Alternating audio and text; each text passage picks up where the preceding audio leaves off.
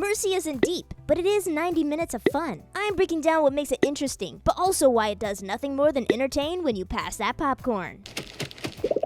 If you haven't seen this movie and want to go in blind, be warned because the story and the reasons for the rating contain spoilers. You have been warned. Now let's get this party started. I mean, really, let's do this, mother! First up is the acting and the details, which I give a 9 out of 10. I was genuinely impressed with Chris Pratt's performance here. I've always known him to be a solid actor, but mostly through his comedy and Marvel roles. I'm distracting you big turd blossom. So seeing him carry a sci-fi thriller was a pleasant surprise. He does a great job grounding the film emotionally. Plus, the actress playing the AI judge was also excellent, although some of the supporting performances were much weaker by comparison, but there's nothing outright bad. Okay, not bad.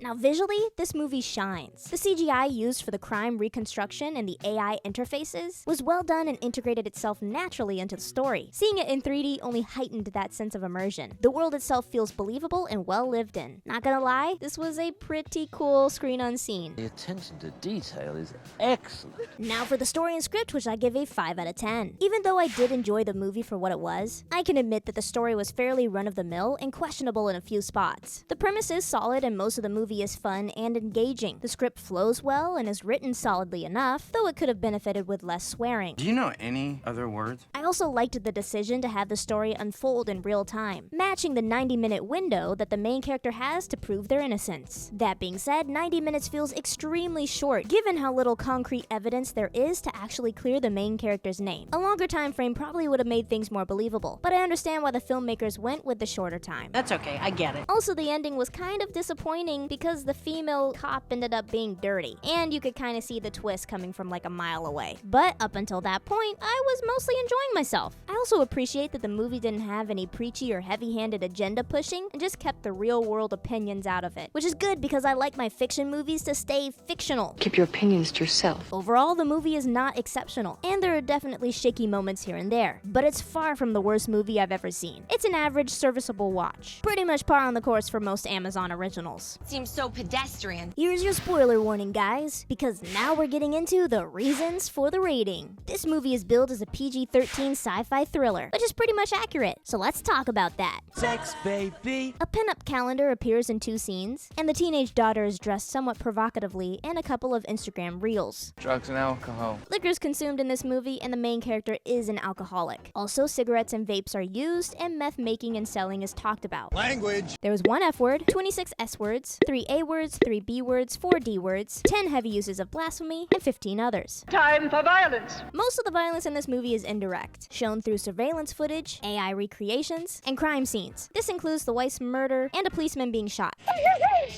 The film becomes actually violent in the last 20 minutes of the movie. This is when the bomb threat is active. So a large explosion kills several SWAT members, a man kidnaps the main character's daughter, I will find you. rams multiple vehicles, drives a bomb into the building where the main character is being held, and lastly, has a gun-heavy confrontation. While this part is intense, the film is mostly based on suspense, so it's not as violent as PG-13 movies can get. No duh. Overall, I give this movie a 6 out of 10. At the end of the day, this movie is carried almost entirely by Chris Pratt's performance and some pretty impressive details. The concept is interesting and engaging, but once you really think about the story, it falls apart a little bit. Yeah, that's not good. The time frame is too tight, the twist is guessable, and the AI becomes a little too human by the end. That being said, I wasn't bored. It's a perfectly cool sci-fi thriller that you can go and watch, enjoy in the moment, and maybe never think about it again. It's not great, it's not awful, but it's good, especially on a night when there's nothing else to do. Wrap that up and give it to a child on Christmas, because we're done. Hey, don't go yet, there's still more to see. Click right here to check out my most recent review on Charlie the Wonder Dog. This is not a movie that you should be showing to kids, but do you know why? I guess you gotta watch it. Anyway, thank you so much for watching, and just remember, once you pass the popcorn to me, it's okay to talk, it's okay to text, and I'll see you later. Bye!